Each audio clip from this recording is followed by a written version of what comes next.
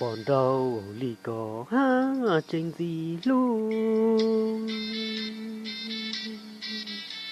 Con đâu đâu tu ha tranh gì nhỉ.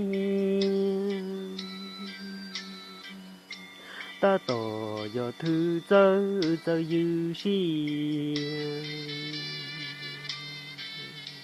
Vì nên nhẹ nhẹ cho chỉ tàu kia. Lu nhung đi có ta toàn gì luôn. Cha cha tu chế có tí nên nhẹ. Lu nhung sợ đau lo chế trình gì. Vì nên nhẹ nhẹ cho chỉ tàu kia.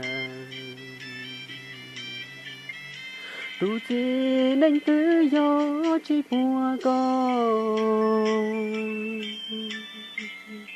Ta tỏ vừa cái yo nên rong go.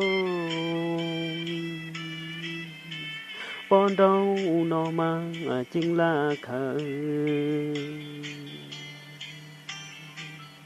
Giờ cho mong cho cụ thiệp bùa con. Luồng cầu muôn tàu cũ tư chỉ buông. Vì do tia con nữ rong cao đầu. Mò mò chỉ tàu là nên rong cao.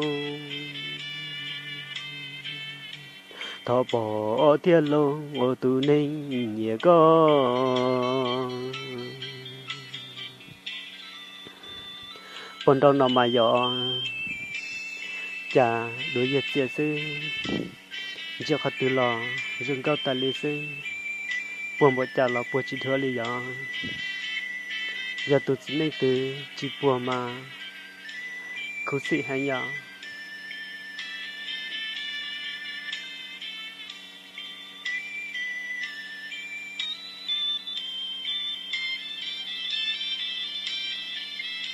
Tu chỉ nên tự do chỉ bùa con. Ta tỏ vừa cái o nên rong go. Bọn đâu nó mang chính là khờ. Giờ cho mong cho cụ thiệp bùa con. Hải tu hậu xìa thó cho ra muôn. Qua cả cụ ma li yu. Mẹ tu mẹ yu yo lệnh li. Cụ ma li cho con đó cụ mù. Mà xin nữ trâu tê chân chi.